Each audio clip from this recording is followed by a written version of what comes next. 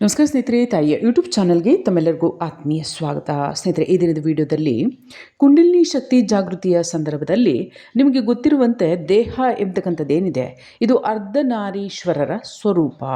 ಅಂದರೆ ಪುರುಷ ಭಾಗ ಮತ್ತು ಸ್ತ್ರೀ ಒಂದು ಭಾಗ, ಅಂದರೆ ಬಲಭಾಗವನ್ನು ಪುರುಷ ಭಾಗಕ್ಕೆ, ಎಡಭಾಗವನ್ನು ಸ್ತ್ರೀಗೆ ಒಂದು ಸಮರ್ಪಿತ ಸ್ಥಿತಿಯನ್ನು ತಾವು ಕಾಣ್ತಾರೆ. ಇದು ಆಧ್ಯಾತ್ಮಿಕದಲ್ಲಿ ಇರ್ತಕ್ಕಂತಹ ಒಂದು ಸೂಕ್ಷ್ಮ ಸ್ಥಿತಿ. ಹೀಗಿದ್ದಂತಹ ಸಂದರ್ಭದಲ್ಲಿ ಯಾವೊಬ್ಬ ಮನುಷ್ಯ ಹೆಣ್ಣಾಗಲಿ ಗಂಡಾಗಲಿ ಧ್ಯಾನಾಭ್ಯಾಸವನ್ನು ಮಾಡಿದಂತಹ ಸಂದರ್ಭದಲ್ಲಿ ಈ ಒಂದು ಸ್ತ್ರೀ ತತ್ವ ಮತ್ತು ಪುರುಷ ತತ್ವ ಎಂಬತಕ್ಕಂಥದ್ದು ಅರ್ಧನಾರೀಶ್ವರ ರೂಪದ ಸ್ಥಿತಿ ಎಂಬತಕ್ಕಂಥದ್ದೇನಿದೆ ಇದ್ರ ಮೇಲೆ ಯಾವ ರೀತಿಯಾದಂಥ ಪರಿಣಾಮ ಏನಾದರೂ ಬೀಳುತ್ತಾ, ಇದ್ರ ಮೇಲೆ ಹೆಣ್ಮಕ್ಳು ಗಂಡ್ಮಕ್ಳಂತೆ ಆಡ್ತಕ್ಕಂಥದ್ದು ಅಥವಾ ಗಂಡ್ಮಕ್ಳು ಹೆಣ್ಮಕ್ಳಂತೆ ಆಗ್ತಕ್ಕಂಥದ್ದು, ಸ್ತ್ರೀ ತತ್ವ ಜಾಸ್ತಿ ಆಗ್ತಕ್ಕಂಥದ್ದು ಅಥವಾ ಪುರುಷ ತತ್ವ ಜಾಸ್ತಿ ಆಗ್ತಕ್ಕಂಥದ್ದು, ಈ ರೀತಿಯಾಗಿ ಘಟನಾವಳಿಗಳೇನಾದರೂ ನಡೆಯುತ್ತಾ, ಇದ್ರ ಬಗ್ಗೆ ವಿಡಿಯೋದಲ್ಲಿ ತಿಳಿಯೋಣ. ಯಾವಾಗ ಧ್ಯಾನಾಭ್ಯಾಸವನ್ನು ಮಾಡ್ತಕ್ಕಂತಹ ಒಂದು ವೇದಿಕೆಯನ್ನು ಮನುಷ್ಯ ವರ್ಗ ನಿರ್ಮಾಣ ಮಾಡಿಕೊಳ್ಳುತ್ತೆ, ಅಂತಹ ಸಂದರ್ಭದಲ್ಲಿ ದೇಹದ ಆ ಒಂದು ತತ್ವಗಳನ್ನು ಗಮನಿಸ್ತಕ್ಕಂಥದ್ದು ವಿಶೇಷವಾಗಿ ಮುಖ್ಯ.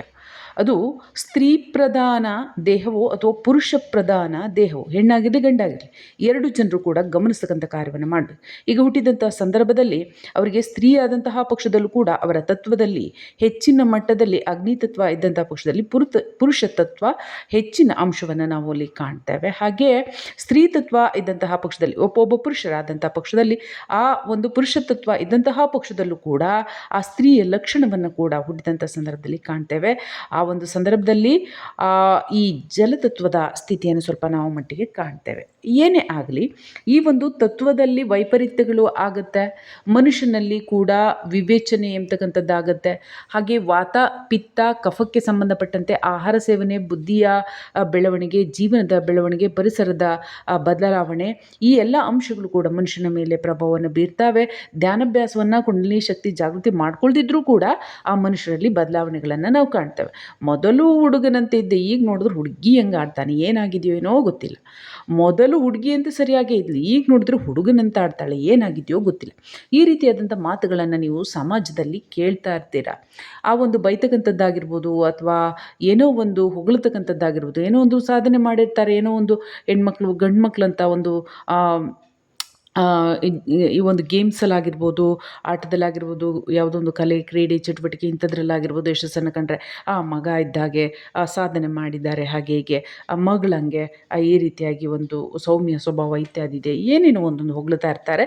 ಈ ರೀತಿಯಾದಂಥ ಘಟನೆಗಳು ಧ್ಯಾನಾಭ್ಯಾಸವನ್ನು ಮಾಡದಿದ್ರೂ ಕೂಡ, ಕುಂಡಲಿನಿ ಶಕ್ತಿ ಜಾಗೃತಿಗೊಳಿಸ್ಕೊಳ್ತಾ ಇದ್ರೂ ಕೂಡ ಅವರಲ್ಲಿ ಆ ರೀತಿಯಾಗಿ ನೈಜವಾಗಿ ಮನುಷ್ಯನಲ್ಲಿ ಬದಲಾವಣೆ ಆಗ್ತಕ್ಕಂಥದ್ದನ್ನು ನಾವು ನೋಡ್ತೇವೆ. ಅಂದರೆ ಇದು ಪ್ರಾಕೃತಿಕವಾಗಿಯೂ ಕೂಡ ಬದಲಾವಣೆ ಆಗುತ್ತೆ. ಆದರೆ ಈ ವಿಡಿಯೋದಲ್ಲಿನ ವಿಷಯ, ಯಾರು ಧ್ಯಾನಾಭ್ಯಾಸವನ್ನು ಮಾಡ್ತಾರೆ ಅಂಥ ಸಂದರ್ಭದಲ್ಲಿ ಸ್ತ್ರೀ ಆಗಿರಲಿ ಪುರುಷರಾಗಿರಲಿ ಯಾವುದೇ ವಯಸ್ಸಿನವರಾಗಿರಲಿ, ಅಂಥ ಸಂದರ್ಭದಲ್ಲಿ ಅವರಲ್ಲಿ ಸ್ತ್ರೀ ತತ್ವ ಅಥವಾ ಪುರುಷ ತತ್ವ ಎಂಬತಕ್ಕಂಥದ್ದು ಏರುಪೇರಾಗುತ್ತೆ, ಹೆಚ್ಚಾಗುತ್ತೆ. ಅಂದರೆ ಖಂಡಿತ ಏರುಪೇರಾಗುತ್ತೆ, ಹೆಚ್ಚಾಗುತ್ತೆ. ಏಕೆಂದರೆ ಈ ಶರೀರದಲ್ಲಿ ಒಂದು ಊರ್ಜೆ ಎಂಬತಕ್ಕಂಥದ್ದು ಏನು ಪ್ರಕಟ ಆಗ್ತಾ ಇರುತ್ತೆ, ಆ ಸಂದರ್ಭದಲ್ಲಿ ಆ ಒಂದು ತತ್ವಗಳ ಪೈಪೋಟಿ ಕೂಡ ನಡೀತಾ ಇರುತ್ತೆ.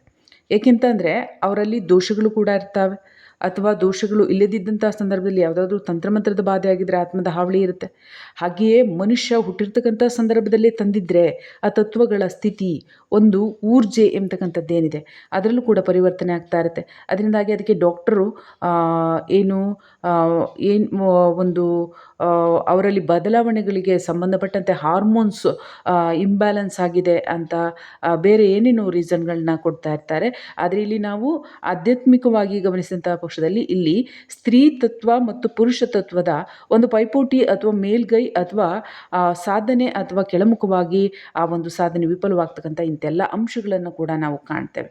ಆ ರೀತಿಯಾದಂಥ ಸಂದರ್ಭದಲ್ಲಿ ಈ ಮನುಷ್ಯನಲ್ಲಿ ನೀವು ವಿಶೇಷವಾಗಿ ಗಮನಿಸಿ, ಪುರುಷರಾದಂತಹ ಪಕ್ಷದಲ್ಲಿ ಅವರಲ್ಲಿ ಕೈಗಳಲ್ಲಾಗಿರ್ಬೋದು, ಶರೀರದಲ್ಲಾಗಿರ್ಬೋದು, ರೋಮದ ಈ ಒಂದು ಗಾತ್ರ ಸಣ್ಣ ಆಗೋದು ಮತ್ತು ರೋಮಗಳು ಕಡಿಮೆ ಆಗ್ತಕ್ಕಂಥದ್ದು, ಈ ಲಕ್ಷಣಗಳನ್ನು ಕೂಡ ಕಂಡುಬರುತ್ತೆ. ಅದು ಧ್ಯಾನಾಭ್ಯಾಸದಲ್ಲಿ ಇರ್ತಕ್ಕಂಥವ್ರು ಕುಂಡಲಿನಿ ಶಕ್ತಿ ಜಾಗೃತಿಗೊಳಿಸ್ಕೊಳ್ತಕ್ಕಂಥ ಸಂದರ್ಭದಲ್ಲಿ ಅಲ್ಲಿ ಗಮನಿಸಬೇಕು.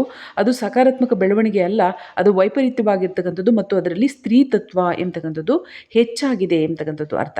ಅದೇ ಸ್ತ್ರೀಯರು ಧ್ಯಾನಾಭ್ಯಾಸವನ್ನು ಮಾಡ್ತಕ್ಕಂಥ ಸಂದರ್ಭದಲ್ಲಿ ಕುಂಡಲಿನಿ ಶಕ್ತಿ ಜಾಗೃತಿಗೊಳಿಸ್ಕೊಳ್ತಕ್ಕಂಥ ಸಂದರ್ಭದಲ್ಲಿ ಒಂದು ಪುರುಷ ತತ್ವ ಹೆಚ್ಚಾದಂಥ ಸಂದರ್ಭದಲ್ಲಿ ಅವರ ಒಂದು ಕೈಗಳ ರೋಮ್ಗಳಾಗಿರ್ಬೋದು, ಈ ಒಂದು ತಲೆ ಕೂದಲಾಗಿರ್ಬೋದು, ಅದು ಒರಟಾಗ್ತಕ್ಕಂಥದ್ದು, ಕೂದಲು ಬರ್ತಕ್ಕಂಥದ್ದು, ಕಿವಿನಲ್ಲಿ ಬರ್ತಕ್ಕಂಥದ್ದು, ಗದ್ದದಲ್ಲಿ ಬರ್ತಕ್ಕಂಥದ್ದು, ಅಥವಾ ಕೈಗಳಲ್ಲಿ ಬರ್ತಕ್ಕಂಥದ್ದು, ಬೇರೆ ಬೇರೆ ಪ್ಲೇಸ್ಗಳಲ್ಲೂ ಕೂಡ ಈ ಎದೆ ಭಾಗಗಳಲ್ಲೂ ಕೂಡ ರೋಮಗಳು ಬರ್ತಕ್ಕಂಥದ್ದು, ಇಂಥದ್ದೆಲ್ಲ ಕೂಡ ವೈಪರೀತ್ಯಗಳು ಕೂಡ ಘಟನೆಗಳು ನಡೀತಾವೆ. ಇದರ ಅರ್ಥ ಅದರಲ್ಲಿ ಒಂದು ಪುರುಷ ತತ್ವ ಎಂಬತಕ್ಕಂಥದ್ದು ಇನ್ಕ್ರೀಸ್ ಆಗ್ತಕ್ಕಂಥದ್ದಿರುತ್ತೆ. ಹಾಗೆ ಸ್ತ್ರೀ ಮತ್ತು ಪುರುಷರಲ್ಲಿ ಇಬ್ಬರಲ್ಲೂ ಕೂಡ ನೀವು ಧ್ಯಾನಾಭ್ಯಾಸವನ್ನು ಮಾಡ್ತಕ್ಕಂಥ ಸಂದರ್ಭದಲ್ಲಿ ಆ ಸಮತೋಲನತೆ ಎಂಬತಕ್ಕಂಥದ್ದನ್ನು ನೀವು ಕಾಯ್ದುಕೋಬೇಕಾಗತ್ತೆ.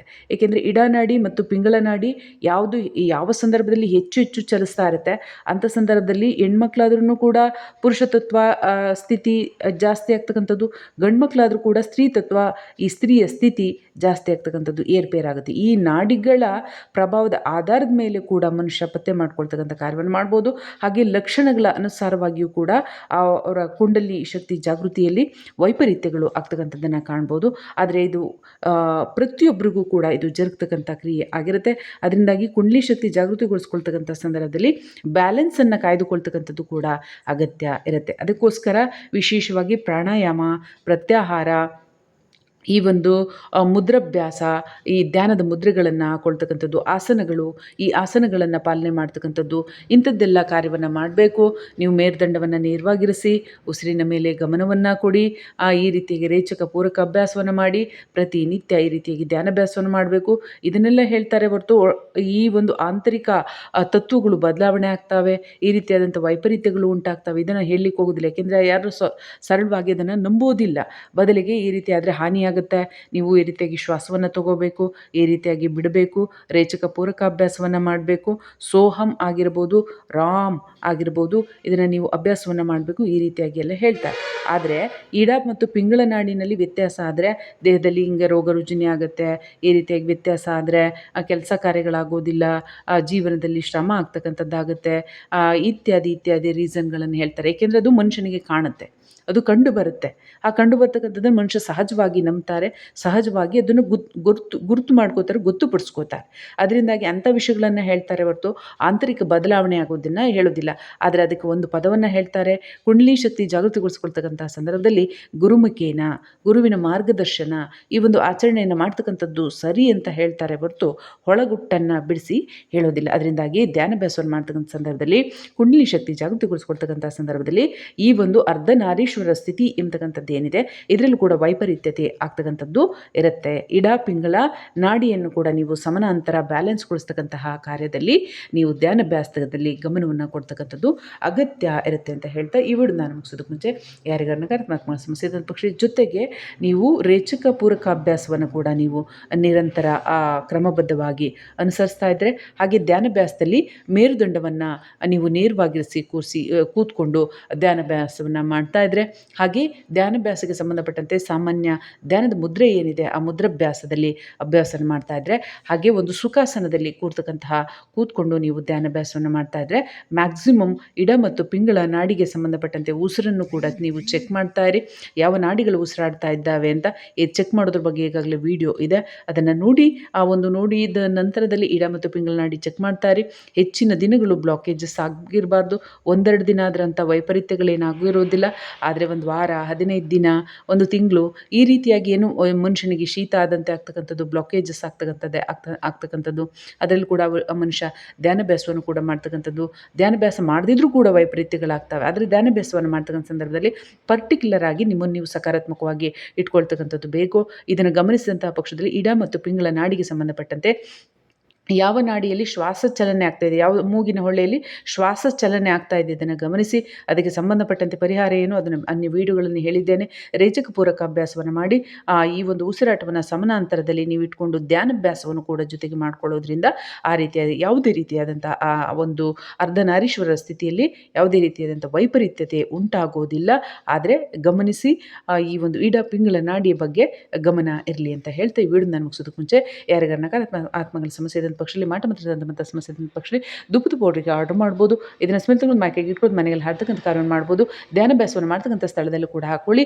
ವಾತಾವರಣ ಒಂದು ಶಾಂತಪೂರ್ಣಕವಾಗಿರುತ್ತೆ, ಒಂದು ಪ್ರಶಾಂತವಾಗಿರುತ್ತೆ, ಒಂದು ಕ್ಲೀನ್ ಇರುತ್ತೆ ವಾತಾವರಣ. ನಿಮಗೆ ಒಂದು ಮೈಂಡಿಗೆ ಪೀಸ್ಫುಲ್ ಅಂತ ಅನಿಸ್ತಕ್ಕಂಥದ್ದು ಇರುತ್ತೆ, ಕಂಡು ಬರುತ್ತೆ. ಆ ರೀತಿಯಾಗಿ ಹಾಕ್ಕೊಳ್ಳಿ. ಆತ್ಮದ ಹಾವಳಿ ಸುತ್ತಮುತ್ತ ಇರ್ತಕ್ಕಂಥದ್ದು ಆ ರೀತಿಯಾಗಿ ಎಲ್ಲ ದೂರ ಆಗ್ತಕ್ಕಂಥದ್ದು ಆಗುತ್ತೆ. ಹಾಗೆಯೇ ಹಣಕಾಸಿಗೆ ಸಂಬಂಧಪಟ್ಟಂತೆ ಲಕ್ಷ್ಮೀ ಕೃಪಾ ಪ್ರಾಪ್ತಿ ಧೂಪದ ಪೌಡರ್ ಲಭ್ಯ ಇದೆ. ಇದನ್ನು ನೀವು ಹಣಕಾಸಿನ ಅರ್ಜನೆಗೆ ಸಂಬಂಧಪಟ್ಟಂತೆ ಮನೆಯಲ್ಲಿ, ಅಂಗಡಿ ಮುಂಗಟ್ಟು, ಹೊರ ಸ್ಥಳಗಳಲ್ಲಿ ಹಾಕೋಬೋದು. ಎರಡು ರೀತಿಯಾಗಿ ಆಯಿಲ್ ಇದೆ. ಆತ್ಮ ಸಮಸ್ಯೆಗೆ ನಿವಾರಣೆಗೆ ಇರ್ತಕ್ಕಂಥದ್ದಾಗಿದೆ. ದೇಹಕ್ಕೆ ಹಚ್ಚೋದು ಬೇರೆ, ತಲೆಗೆ ಹಚ್ಚೋದು ಬೇರೆ. ಫೋನ್ ನಂಬರ್ 6364205078 ಈ ನಂಬರಿಗೆ ಕರೆ ಮಾಡಿ ಬುಕ್ ಮಾಡ್ಬೋದು. ಹಾಗೆಯೇ ನಿಮ್ಮ ಸಮಸ್ಯೆಗಳಿದ್ದಂಥ ಪಕ್ಷದಲ್ಲಿ ಜಾತಕ ಪರಿಶೀಲನೆ ಮಾಡಿಸ್ಬೋದು, ಹಸ್ತ ಪರಿಶೀಲನೆ ಕೂಡ ಮಾಡಿಸ್ಬೋದು. ಹಾಗೆ ಯಂತ್ರ ಮಂತ್ರ ತಂತ್ರಕ್ಕೆ ಸಂಬಂಧಪಟ್ಟಂತೆ, ಧ್ಯಾನ ಕುಳ್ಳಿ ಶಕ್ತಿ ಜಾಗೃತಿ ಸಂಬಂಧಪಟ್ಟಂತೆ, ಕಾನೂನಾತ್ಮಕ ವಿಷಯಗಳಿಗೆ ಸಂಬಂಧಪಟ್ಟಂತೆ, ಯೋಗಕ್ಕೆ ಸಂಬಂಧಪಟ್ಟಂತೆ ಆಗಿರ್ಬೋದು, ಮುದ್ರಾಭ್ಯಾಸಕ್ಕೆ ಸಂಬಂಧಪಟ್ಟಂತೆ ಆಗಿರ್ಬೋದು, ಧ್ಯಾನದಿಂದ ಉಂಟಾಗಿರ್ತಕ್ಕಂಥ ಸಮಸ್ಯೆಗಳಿಗೆ ಸಂಬಂಧಪಟ್ಟಂತೆ ಆಗಿರ್ಬೋದು ಕನ್ಸಲ್ಟೇಷನ್ ತೊಗೊಂಡು ಮಾತನಾಡ್ಬೋದು. ನೇರಭೇಟಿಗೆ ಅವಕಾಶ ಇರೋದಿಲ್ಲ. ವಿಡಿಯೋ ಇಷ್ಟ ಲೈಕ್ ಮಾಡಿ, ಶೇರ್ ಮಾಡಿ, ಕಮೆಂಟ್ ಮಾಡಿ, ಚಾನಲ್ ಸಬ್ಸ್ಕ್ರೈಬ್ ಮಾಡ್ಕೊಳ್ಳಿ ಅಂತ ಹೇಳ್ತಾ ಮುಂದಿನ ವಿಡಿಯೋದಲ್ಲಿ ಭೇಟಿಯಾಗೋಣ.